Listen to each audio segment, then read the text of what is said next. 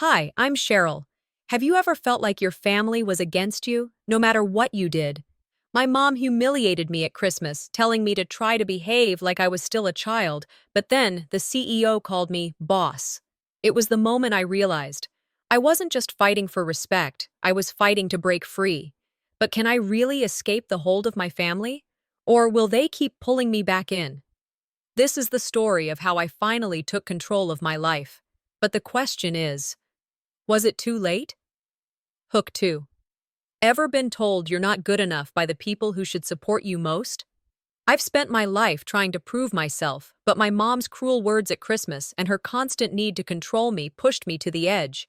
And then the CEO stepped in, calling me boss, when my own family couldn't even give me basic respect. So why was I still holding on to them? And what happens when you finally choose yourself over everything you've ever known? Stay tuned, the truth is about to hit harder than you think. I pull into the driveway of my childhood home, the headlights of my car cutting through the chilly December night.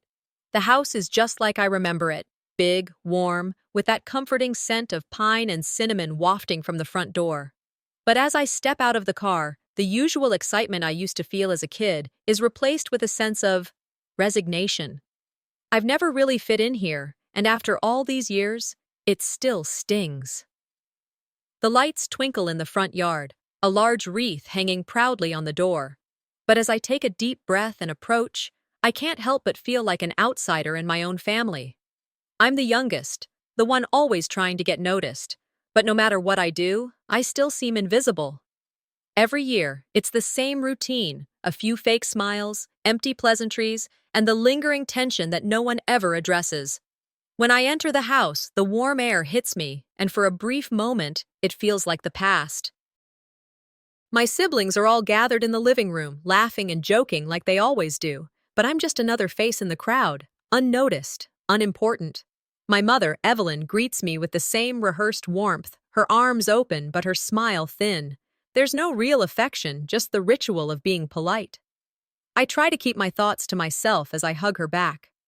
"Nice to see you, Sheryl," she says, but there's something in her tone, something sharp I can't place. I move past her, heading toward the kitchen, where the smell of turkey and pie fills the air. The family is bustling, everyone chatting over the table, trying to outdo each other with stories about their latest accomplishments. I try to join in, but my words feel flat, like I'm speaking into a void. It's exhausting. I never feel like I belong here. I sit at the end of the table, my back straight, my hands folded neatly in my lap. I've learned to keep my opinions to myself over the years. It's easier that way, less drama, less confrontation, but it's also suffocating. I want to speak up, to let them know how I feel, but I'm not sure they would even care. They never have before. As we begin to eat, the noise around me is deafening. My older brother Josh and his wife Kara are talking about their latest vacation, the kids running around the house, their laughter echoing through the walls. I feel out of place, like an adult surrounded by children. My mind drifts, and I start thinking about how different my life is from theirs. They have families, they have everything they need, and yet here I am, alone, with nothing to show for my efforts. Then it comes. "Try to behave, Sheryl. You're not a kid anymore," my mother says, her voice cutting through the noise. I look up, surprised, but try not to show it. The words sting more than I expected. It's a slap in the face, a reminder that no matter what I do, I'll always be the disappointment of the family. The one who didn't get married, didn't have kids, didn't follow the expected path. I force a smile, my grip tightening on my fork. I bite my tongue, trying not to react, but inside, a fire is burning. How many times have I heard that from her? From all of them. It's always the same, never good enough, always missing something, always wrong. The weight of their judgment presses down on me, but I stay silent. It's easier that way. I feel the anger rise in my chest, but I hold it in, letting it swirl in the pit of my stomach. I've been here before, done this dance 1,000 times. When you're the youngest, you don't get to speak up. You don't get to challenge the narrative that's been set for you. The conversation moves on, but I'm still stuck in that moment. My mother's words echo in my head. "Try to behave." It's the same thing she's always said. She doesn't understand. She doesn't see me. Then, something unexpected happens. My phone buzzes in my pocket, and I glance down to see a call from Xavier, the CEO. I don't know why, but I answer it, desperate for a distraction. Hey, Sheryl, how's it going? You handling things okay? Xavier asks, his voice warm, confident. And then, just as I'm about to speak, he drops it. All right, boss, let's get this sorted. I freeze. Boss? He called me boss. For a moment, everything else falls away. The noise, the judgment, the constant feeling of inadequacy, gone. Here, in this moment, I matter. I am seen. I am worth something. The fleeting pride swells in my chest, a sharp contrast to the numbness I felt all evening. I smile, just a little, the corners of my mouth turning upward despite myself. Thanks, Xavier, I say, my voice steady, but inside, I feel a warmth spreading through me. I look up from my phone, the room around me still chaotic, but for the first time tonight, I feel like I've won something. For just a moment, I'm not the failure in my family's eyes. I'm someone important, someone who matters. The call ends, and I sit back in my chair, looking around at my family. The noise, the laughter, the chaos, they feel so far away now. For the first time in a long time, I realize that my worth doesn't come from them. It comes from me.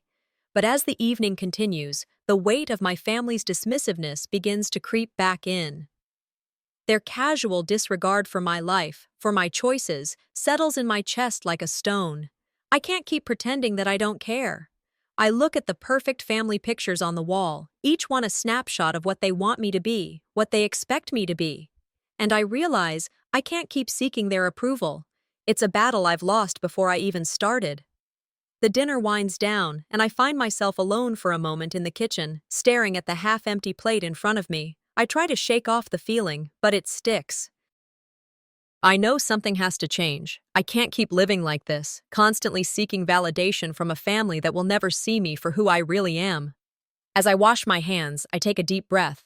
I don't have the answers, but I know this. I'm done. The morning after Christmas, I wake up to the familiar hum of my apartment, the city sounds filtering through the cracked window. The winter sun is barely rising, casting a soft glow across the room. But instead of feeling comforted by the stillness, I'm consumed by a deep, gnawing emptiness. The Christmas dinner lingers in my mind like a bad taste, too real, too close. I sit up, rubbing my eyes, trying to shake off the echoes of my mother's words. The image of her, cool and indifferent, is still fresh.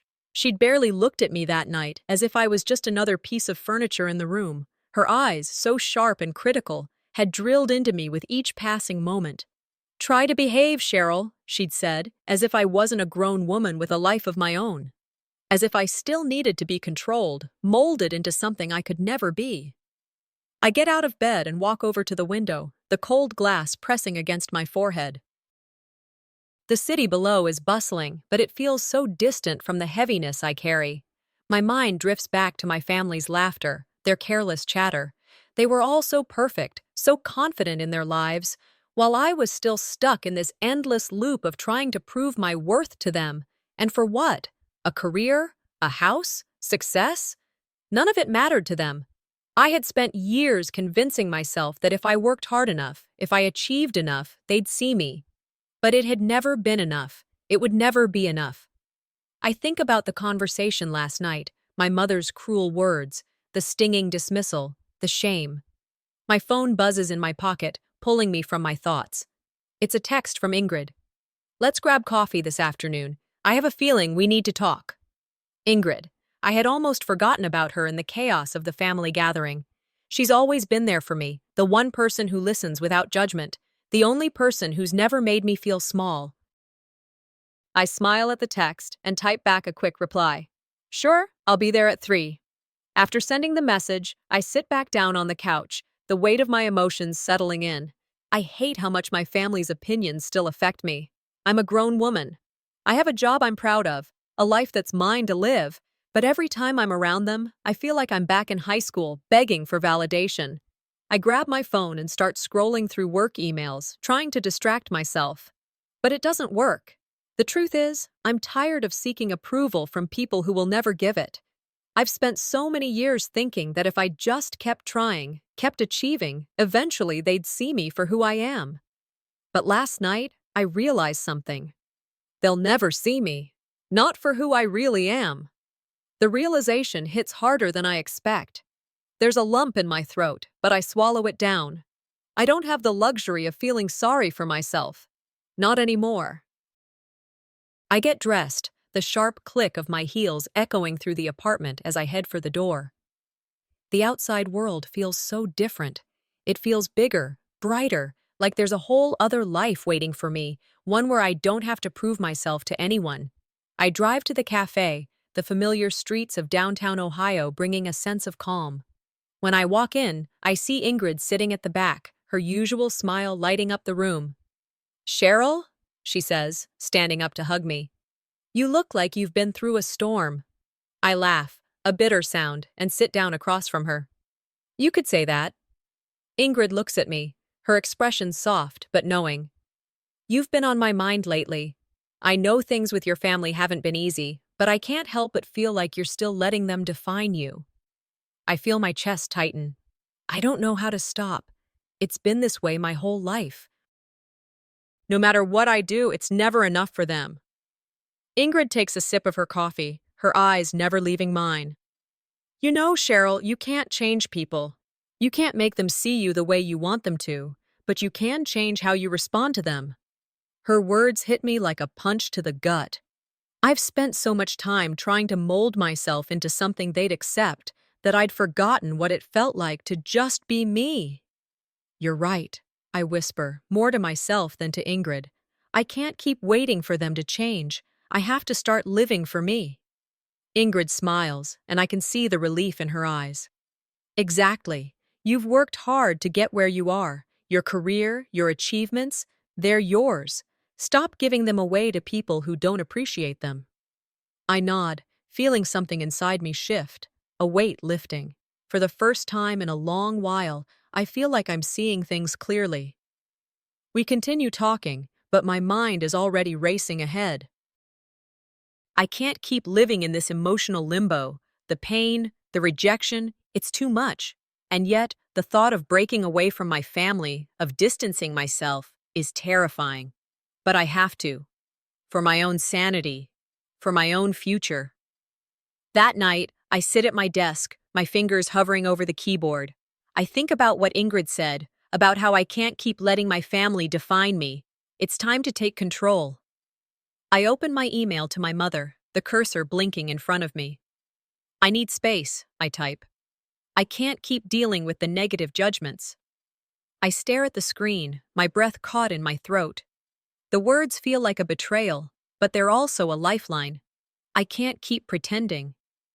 I hesitate, my finger hovering over the send button. What will happen if I send this? Will they be hurt? Will they understand? Or will they just dismiss me like they always do? The questions swirl in my head, but one thought rises above them all. I can't keep living like this. The week after Christmas was a blur. I'd buried myself in work, trying to shake off the weight of my family's disapproval. But every time I sat at my desk, the image of that Christmas dinner would come flooding back. The laughter, the chatter, the forced smiles, all of it felt like a heavy curtain falling over me. It was so easy for everyone else to be themselves, to fit in. And there I was, constantly fighting for a seat at the table, never really belonging. Today, though, I knew I had to face them again. My mother had invited me over for a small dinner with the family. Part of me wanted to just stay in, ignore the whole thing, but I knew better than to back out now.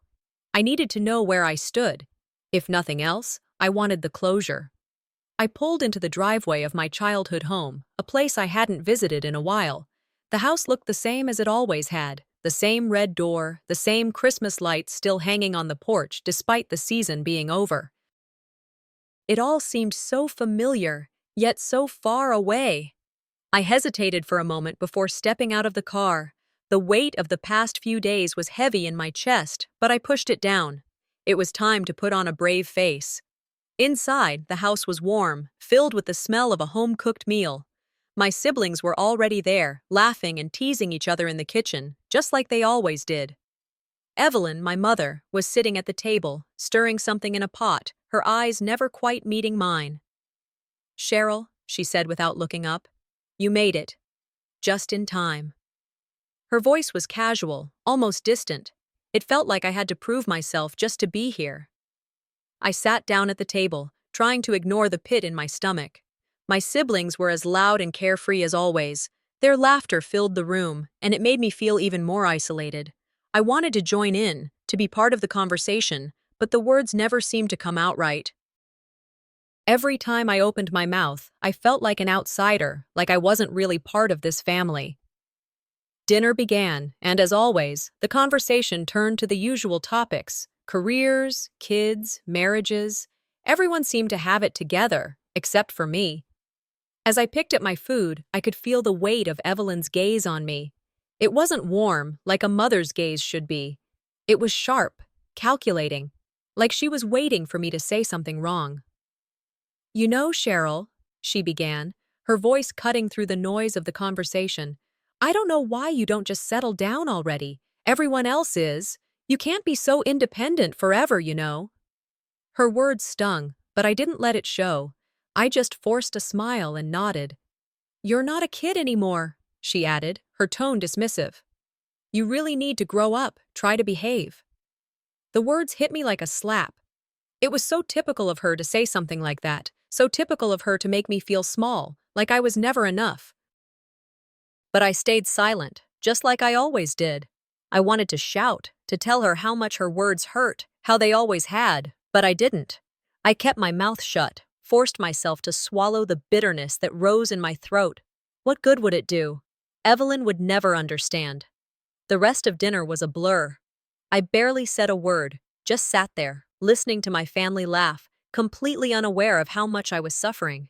It felt like I was invisible, like they couldn't see me, couldn't feel the pain that was bubbling up inside. Every time I looked around, I saw how easy it was for them to be happy, to be comfortable. And then there was me, the odd one out. But then, just as the evening was winding down, something unexpected happened. My phone buzzed on the table, and I glanced down to see Xavier's name on the screen. I excused myself and stepped into the hallway to answer. "Hey, Xavier," I said, trying to keep the emotion out of my voice. "Sheryl," he greeted warmly.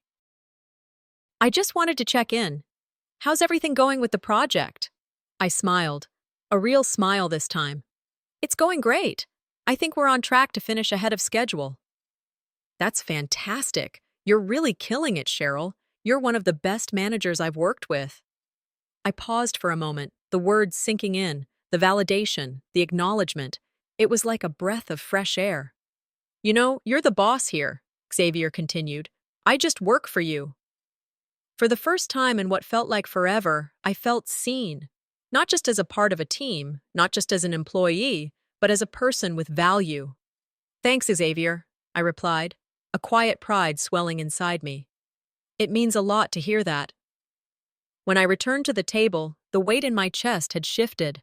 The sting of my mother's words still lingered, but now it was mixed with something else, a sense of recognition, of worth that I hadn't felt in a long time. It was a fleeting moment, but it was enough to remind me that my value wasn't tied to my family's approval. It wasn't tied to what they thought of me. As the evening drew to a close, I felt the decision begin to form in my mind.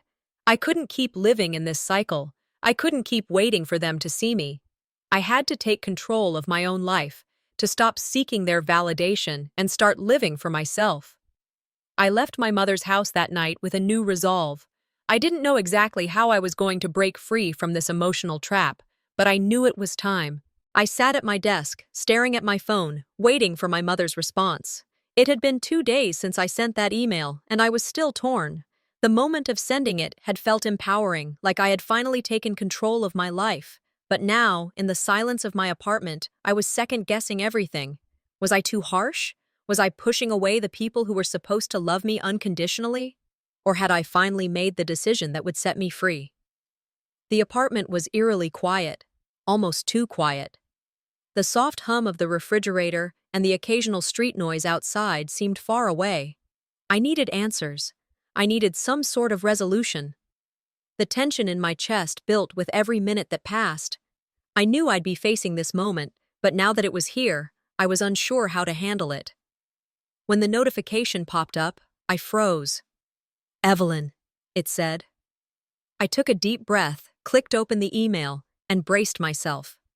The words hit me like a punch in the stomach. I can't believe you've done this, Sheryl, she wrote. I've always done my best for you, and this is how you repay me. You're just like your father, abandoning your family when they need you. I stared at the screen, disbelief flooding me. Anger followed close behind. The email was cold, sharp, and laced with bitterness. There was no apology, no sign of remorse. It was a condemnation, pure and simple. She wasn't sorry, she was angry. Angry that I had dared to take control of my own life. You've always been selfish, Evelyn continued. You've never been willing to see things from my side. I've always wanted what was best for you, and you just shut me out. You're throwing away everything. I could feel my blood boil. She always had a way of twisting the truth, of making me feel like the villain. No matter how hard I tried, I couldn't win with her. The love she claimed to have for me was suffocating. Her expectations were impossible, and I was constantly failing in her eyes. The weight of her words pressed heavily on me. I wanted to fight back, to argue, to scream that I wasn't abandoning anyone, that I wasn't throwing anything away, but I didn't. I couldn't. Instead, I sat there, staring at the email, feeling a knot tighten in my stomach. But in that moment, something shifted inside me. I realized Evelyn would never change. She would always see me through the lens of her own expectations, and no matter how much I tried to please her, it would never be enough. The realization hurt, but it also set me free. I closed my eyes, letting out a long breath, then opened my laptop. I had a meeting with Xavier in an hour, and I needed to prepare. But first, I needed to do something for myself, something that would remind me of my worth beyond my family's judgment. I opened up the email draft I had been working on for the past week, an email to Xavier. I was ready to ask for more responsibility at work. I wasn't just going to sit in the shadows anymore. I had spent too long living in the periphery, letting everyone around me dictate who I was. It was time for a change. I drafted the email quickly, feeling the words flow easily. The more I typed, the more empowered I felt. When I hit send, it felt like I was claiming a part of my life I had long ignored. My worth wasn't tied to my family's approval. It never had been. The email to Xavier was a small step, but it was the first step towards something bigger. For the first time in a long time, I felt like I was taking charge of my future. Later that evening, I met Evelyn face to face. I had decided that I was no longer going to avoid confrontation. I needed to say what had been building up inside me for years. We sat across from each other at the kitchen table, the same table where I had spent countless hours as a child, watching my mother carefully curate every moment of my life. She was the perfect mother in front of others, but behind closed doors, she was something else, demanding, critical, never satisfied. I've tried to make you proud, Mom, I started, my voice steady but firm. But I can't keep living in your shadow. I'm my own person now, and I won't let you guilt-trip me anymore. Evelyn's face hardened, her lips pursed in anger. You think I've just been trying to control you? I've done nothing but love you, and this is how you repay me? By running away from the family that's always been there for you? Her words were like a knife. She was still trying to manipulate me, still trying to make me feel like I owed her something. But this time, I wasn't backing down. You didn't just love me, Mom, I said, holding her gaze. You controlled me. You made me feel small, like nothing I did was ever good enough. I've spent my whole life trying to meet your expectations, and it's never been enough. I'm done. Her eyes narrowed, and I could see the fury building behind them. She tried to argue, to twist things around, but I didn't let her. I stood up, feeling a surge of confidence I hadn't known I was capable of. I'm not your puppet, Mom. I'm not going to keep pretending everything's okay when it's not. I need to live my life for me. The words hung in the air, thick and heavy. Evelyn opened her mouth to say something, but I was already walking away. As I left her house, I realized I was no longer the same person I had been when I arrived. For the first time, I had set a boundary, and it felt liberating. The weight of years of emotional manipulation began to lift. When I got home that night, I sat down at my desk, staring at the email I had drafted to my mother. I knew what I had to do. With a deep breath, I pressed send. I need some space, I typed. I can't keep pretending everything is fine. I need time to focus on myself, and I can't keep meeting your expectations. I'm done. As soon as I hit send, I felt a mix of relief and anxiety. This was a turning point, and I wasn't sure what would happen next. But for the first time in years, I felt like I had control over my own life. I sat alone in my apartment, staring out the window at the city lights. It had been 3 weeks since I sent the email to my mother. The emotional aftermath of that decision still hung heavy in the air, but it was quieter now, different. I could feel the space I had created around myself, the distance from the expectations that had suffocated me for so long. Yet despite this, something gnawed at me, deep in the pit of my stomach. The loneliness of it all was unexpected. I thought it would feel liberating to break free from my mother's grasp, but it wasn't just freedom I'd gained. There was something else, something far more isolating. The moment I had chosen myself over my family, I'd realized just how much I had relied on them, emotionally, all these years. Now that I was truly alone in this, the weight of that realization felt heavy, almost unbearable at times. I thought it would be easier, I muttered to myself, my voice barely rising above the hum of the fridge. But maybe this was just the way it was going to be now, getting used to the solitude, getting used to standing firm in my own choices, even when it felt like the world was telling me to go back, to conform, to accept the chains that had held me for so long. But I wouldn't go back. I couldn't. The phone buzzed on my desk, and I picked it up, half hoping it was something, anything, to distract me from my thoughts. It was an email notification from work. Xavier had replied to my proposal. "You've got this, Sheryl," the email read. "We trust you to lead this project." A small smile tugged at my lips. There it was again, validation, but this time from the right place. My professional life had started to take off in ways I hadn't imagined. I had worked so hard for this, and now I was being recognized. But with recognition came responsibility, and with responsibility came stress. I read through the email again, the excitement briefly pushing away the loneliness that had settled in my chest. I had been given a major responsibility at work. The project was high stakes, but it was exactly what I needed. This was my chance to prove myself on my own terms. No family approval needed, just my work, my skill, and my drive. But there was a cost. The pressure was mounting, and it wasn't just the work. It was the emotional weight of standing firm, of building a life that didn't rely on my mother's approval. It was the guilt that crept in whenever I thought about the estrangement I had caused. I knew I had to push through it, but at times, it felt like a losing battle. Later that day, my phone buzzed again. "Evelyn." I didn't want to read it, but I couldn't help myself. The message was short and to the point, but it packed a punch. "You're the only one who can make things right. Don't you miss us? You're breaking the family apart." The words twisted something inside of me. It was the same guilt trip, the same manipulation. It was like she knew exactly how to make me question myself. My fingers hovered over the keyboard. I thought about replying, but I didn't. I couldn't let her drag me back into that cycle. I had fought too hard to get to this point, to have the space I had finally found. Why did it always have to be me? I thought. Why was I always the one expected to fix everything? My stomach tightened. It was a familiar feeling. But this time, I wasn't going to give in. Not this time. I was going to stand firm. I put the phone down and closed my eyes for a moment. "Focus on yourself, Sheryl," I whispered to myself. "You can't keep living for them." I needed to do something for myself, something that would help me move forward. I needed help. It was late in the afternoon when I arrived at my first therapy session. I'd been putting it off for weeks, telling myself that I didn't have the time. But today, something inside me snapped. I couldn't keep carrying the weight of my family's emotional manipulation on my own. I sat across from the therapist, explaining the weight I felt on my shoulders, the pressure to be everything to everyone, especially my mother, and the constant feeling of never being good enough.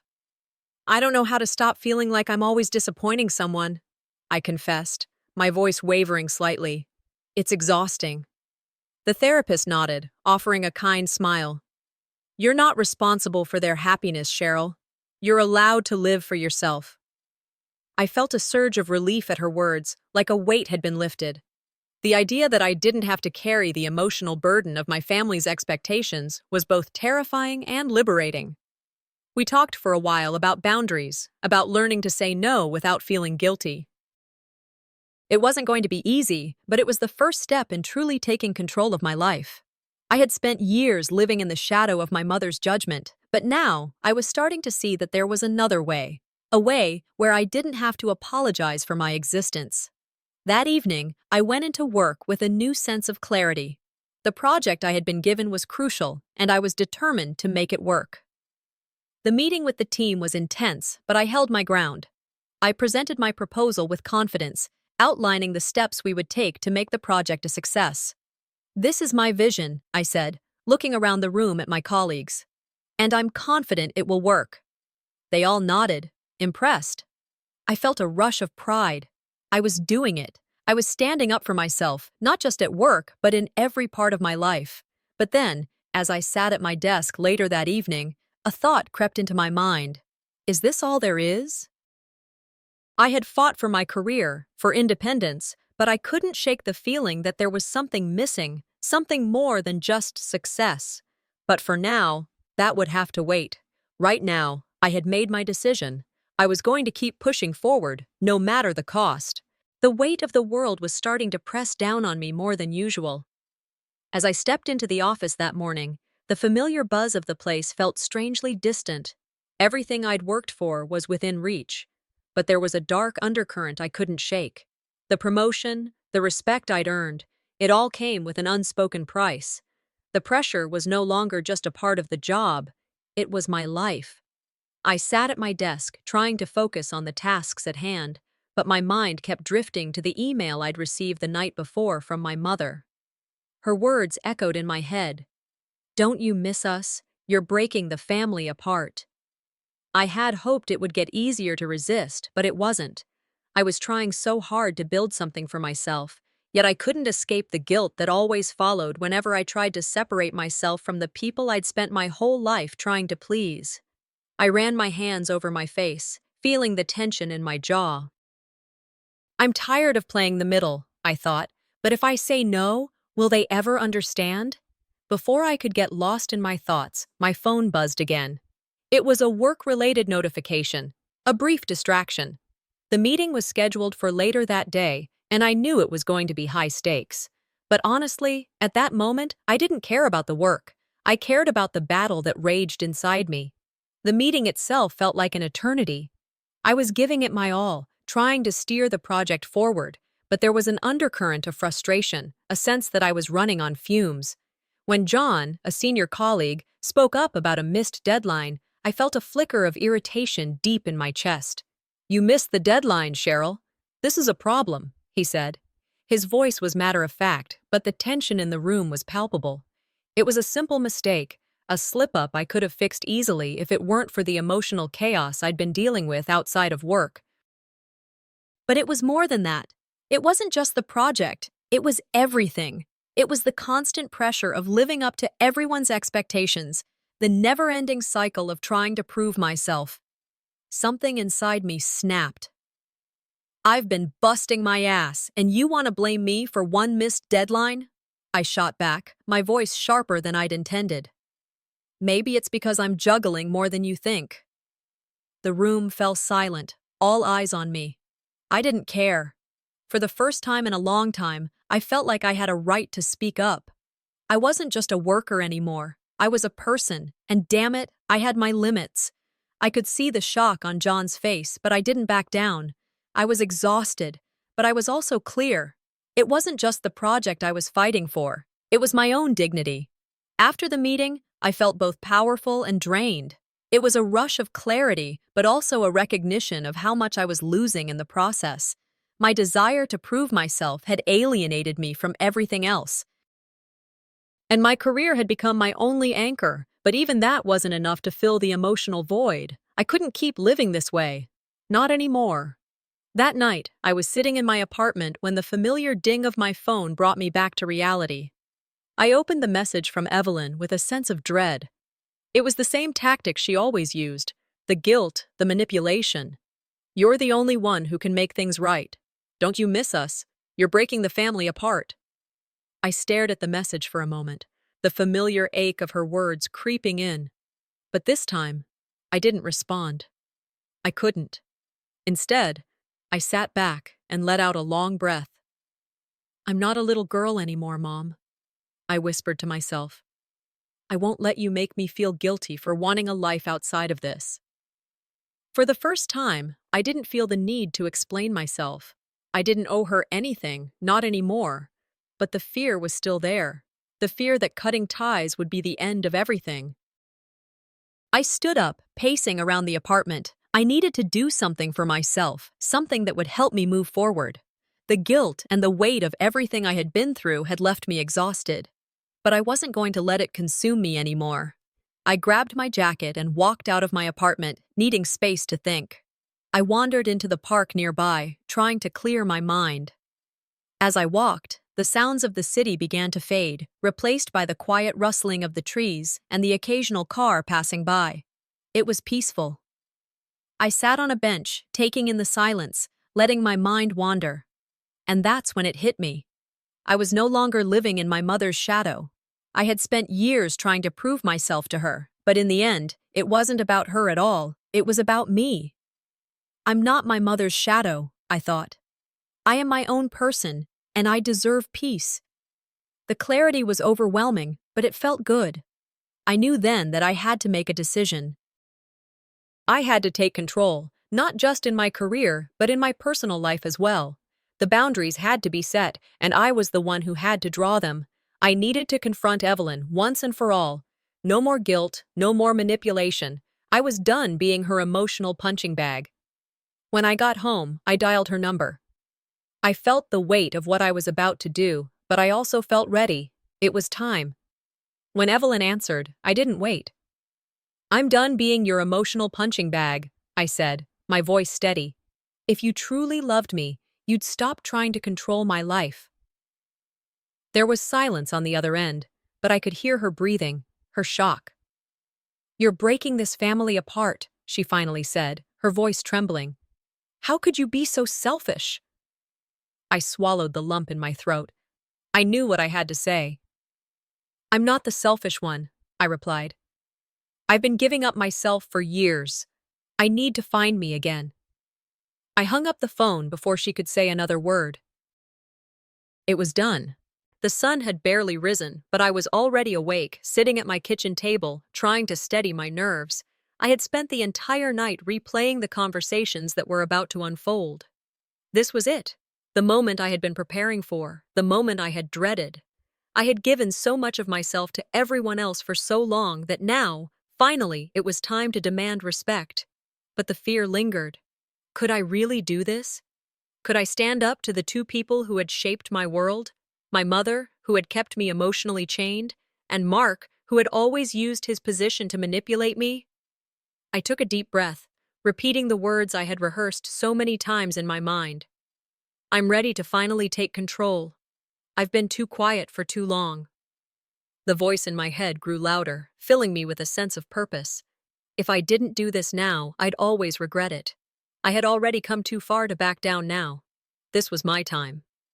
The drive to Evelyn's house was the longest I'd ever taken. I didn't know whether I was going to face my mother with the determination I felt inside, or if the guilt would take over and I'd be back to square one. But as I pulled up in front of her house, something shifted. I wasn't the daughter anymore. I was a woman who had learned the hard way that her own happiness mattered more than anything else. When I knocked on her door, I was ready. Ready for whatever she threw at me. As soon as she saw me, Evelyn's face softened, a mask of familiarity, but I could already see the tension. She knew what was coming. I've had enough of playing this game, I said, my voice steady but sharp. Her response was defensive, that familiar tone rising in her voice. You've spent my entire life telling me how I should live it. I'm done being controlled. Her eyes flashed with anger. How could you say that to me? She spat. How could you do this to the family? Do you want us to fall apart? For a moment, I felt the sting of her words. She knew exactly what to say to hurt me, to make me feel like I was betraying everything I had ever known. But this time, I didn't flinch. I was no longer the scared little girl who had always sought her approval. "You're not the only one who has to live with the past," I said, my voice gaining strength with every word. "I will no longer live my life for you." There it was, the moment I had been waiting for.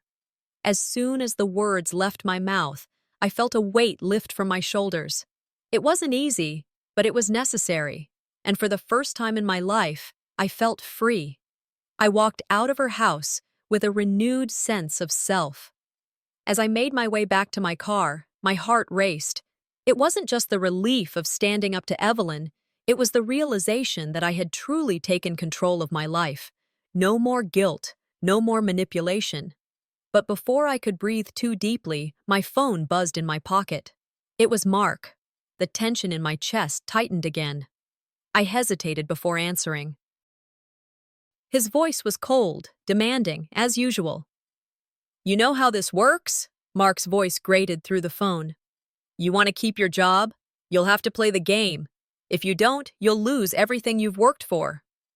I closed my eyes, taking a long, slow breath. This wasn't the first time he'd made threats, but this time was different. I wasn't afraid anymore. "I'm done letting people push me around," I said, my voice calm but resolute. "If I have to leave to get peace, then so be it." There was a pause on the other end. I could almost hear his disbelief. "You think you can walk away from this? You don't know what you're throwing away." "I'm not playing anymore, Mark," I replied. "The choice is yours. Either we do this on my terms, or we don't do it at all." I hung up without waiting for a response. I had made my decision. I wasn't going to let anyone, especially not him, control me anymore. The next day, as I walked into the office, I felt the weight of the decision still fresh in my mind. The confrontation with Mark was inevitable. It had to happen. Mark's office door was open, and I walked in without knocking. He looked up, surprise flashing across his face. "Sheryl," he began, his voice low, "we need to talk about your attitude." I didn't give him a chance to continue. "You either treat me as an equal, or you can find someone else," I said, standing tall, my gaze unwavering. "I won't be anyone's puppet anymore." His face faltered for a moment, and I could see the frustration building inside him. "You're making a big mistake, Sheryl. You'll regret this." I leaned in, meeting his gaze. "I've made worse mistakes by staying quiet." The silence in the room was thick with tension, but I wasn't backing down. I had done the hard work, earned my place here, and I wasn't going to let anyone, push me around anymore. As I walked out of the office, I felt a sense of accomplishment wash over me. For the first time in a long time, I was walking away from something not because I had to, but because I chose to. And the future, for the first time in years, felt like it was in my hands. The morning felt different as I sat at my desk, the weight of the decision pressing heavily on my chest. I had already spent too many sleepless nights debating this, but today it was final. I was done. No more giving in, no more playing their games. I was taking control of my life, once and for all.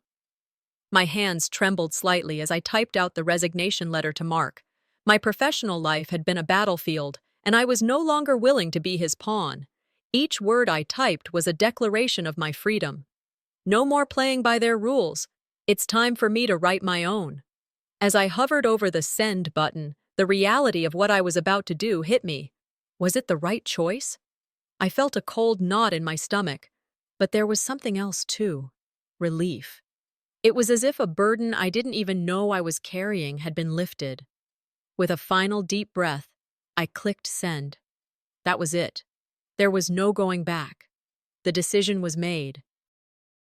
The weight of it all settled over me, but somehow it felt like a fresh start. Nervousness still lingered, but beneath it, there was strength. I was no longer waiting for anyone's approval. This was my life now, and I was going to live it on my terms. Later that evening, I found myself standing outside my parents' house. The dinner was an inevitability, something I had been avoiding for months. The fear was still there, but it wasn't the same fear I used to feel. This time, I was prepared. No matter how much my mother tried to manipulate me, I was done. I rang the doorbell, and Evelyn opened it with a smile that didn't quite reach her eyes. The tension was palpable, but I forced a smile and walked inside. The family dinner was a familiar scene, everyone pretending everything was normal, as if there hadn't been a giant rift in the family. I greeted everyone with the same forced politeness, but it was hard to ignore the weight of the years of manipulation. Evelyn immediately tried to take control of the conversation, as she always did. "Do you think you've done enough damage to this family?" she asked, her tone sharp. "Just leave things alone." I swallowed the surge of frustration rising in my chest. I had been hearing these words for so long, and I was done. "No," I said firmly, my voice steady. "I'm not leaving anything alone anymore." The words felt like a victory. I was no longer a passive participant in my family's drama. I wasn't going to let them dictate who I was or how I lived my life. The night wore on, and the tension in the room grew. Evelyn's passive-aggressive comments were like needles, each one trying to poke at the place where she thought I was still vulnerable. She wasn't going to win this time. She tried again, this time with a veiled attack. "Do you think you're above all of this?" she asked, eyes narrowing. "People like you don't just walk away from family." I felt my resolve harden. This was it. This was the moment where I finally drew a line in the sand. "I'm not running away, Evelyn," I replied, the words coming out with clarity. "I'm choosing not to stay in a place where I'm not respected." The room fell silent for a moment. I could see the disbelief in their eyes, but there was no turning back now. I wasn't that scared little girl anymore. Then, in a voice that trembled with defensiveness, Evelyn finally snapped. "You think this is all about you?" she said. "This family has a reputation to uphold, and you're ruining it." I met her gaze, finally understanding what all these years had been about. It was never about love. It was about control. She didn't care about me. She cared about the image she had carefully built for years, and I was no longer going to play my part. "I've spent my entire life trying to make you happy," I said, my voice gaining strength. "I've bent over backward. And for what? To be told I'm not enough." "Not anymore." Evelyn's face twisted with rage, but I didn't back down. She had always used guilt to control me, but not this time. "I'm not the one destroying this family," I added, my heart pounding in my chest. "I've been giving up myself for years. I need to find me again." The silence in the room was thick. For the first time, my family was looking at me, not as a pawn, but as an equal, and that was all I needed. The battle had been fought, and I had won. I stood up, feeling the weight of the moment in my bones. This was the end of a chapter I never wanted to be part of. "I don't need your approval to be happy," I said, the words sounding foreign but freeing. "I've learned that the hard way." The room was still, and for a moment I wondered if they'd ever understand. But I didn't care anymore. The decision was made, and I was moving forward. As I walked out of the house, I felt a bittersweet weight in my chest. There was sadness in what I had to do, but there was also liberation. My life was mine now. I wasn't anyone's puppet anymore. The night ended with unresolved tension, but for the first time, I was ready for what came next. The consequences were unclear, but I didn't fear them. I was finally in control of my future, and nothing would take that from me. I sat at my kitchen table, the morning light gently creeping through the windows. The stillness of the house felt strange after the chaos of the past few days. The family dinner, Mark's resignation, and the emotional roller coaster I had been on had all led me here, to this moment of clarity. For the first time in a long time, I could breathe without feeling like I was suffocating under someone else's expectations. I didn't need their approval anymore. I needed my own peace. The realization hit me like a wave, washing away the remnants of my past life. The weight of years of trying to please people who would never see me for who I was. The guilt that followed every failed attempt at meeting their demands. It all began to dissolve. I had taken control of my life. No longer would I be defined by my family's broken dynamics or by Mark's manipulation. Taking a deep breath, I felt the finality of it. Walking away from the toxic hold they had on me wasn't just a choice, it was an act of survival. I could finally see a future where I was the one in charge, and it was a future that felt more like freedom than fear.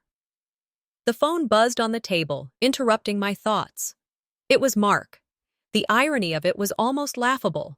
I hadn't heard from him since the resignation, and now, after everything, he thought he could just pick up the phone as if nothing had happened. I stared at the screen for a moment before answering. "You know, we could have worked this out if you just tried harder." Mark's voice came through, smooth and familiar. "You always think you're above it all." I could feel my blood boil, but there was something different about this conversation. I wasn't afraid of him anymore. "I'm not trying anymore, Mark," I said, my voice steady. "I'm done trying to fix something that was never mine to fix." The words felt like a weight lifting off my chest. No more playing by his rules. I wasn't going to be his emotional punching bag anymore. And for the first time, I didn't feel any guilt about it. The call ended, and I sat back in my chair. A strange calm washed over me. This was the first time in a long time I had truly taken control of my life. No more apologizing for being myself, no more bending over backward to please people who didn't deserve it. I was done. Later that day, I met with Emily, an old friend who had always been there for me. She'd known the old me, the one who kept pushing away the people who cared most about her in favor of family and toxic relationships. I hadn't seen her in a while, and it felt good to be around someone who didn't carry the weight of my past mistakes. As we sat down for coffee, she asked about the family dinner and how I was holding up. "You've been so strong, Sheryl," she said, her eyes kind and full of understanding. "But remember, you deserve better than how they treated you." Her words were a balm to my soul. It was the first time in so long I had heard someone validate the pain I had carried. I didn't realize how much I had missed being heard without judgment. I smiled, feeling a sense of clarity wash over me. True strength wasn't about fighting battles that weren't mine to fight. It was about knowing when to walk away from what no longer served me. That evening, as I walked into my office to wrap up the day, I noticed a message on my phone. It was from the CEO, Greg, the same man who had called me boss at that family dinner. The message was brief, but the words caught my attention. "I've been thinking a lot about you, Sheryl. You've got potential, and I've got a project that could use your expertise. But let's be clear, I see you as a partner, not just an employee." I stared at the screen for a long moment. The old me would have jumped at the chance. The power, the prestige, the chance to prove myself once again. But something about this offer felt different. I had been down that road before, caught in a web of power dynamics that I couldn't escape. It was tempting, but I wasn't sure if I wanted to return to a world that had almost broken me. I sat in my office, contemplating the choice before me. I had the power to accept his offer, to dive back into that world I had walked away from, but I had to ask myself, was I truly ready to trade my peace for a seat at that table again? The answer came to me clearly and without hesitation. "I'm not going back to that world," I whispered to myself. "I'm going to create my own." The decision was made. I wasn't going to play the corporate game anymore. I wasn't going to let anyone define my worth. It was time for a new beginning, and I was going to build it on my terms.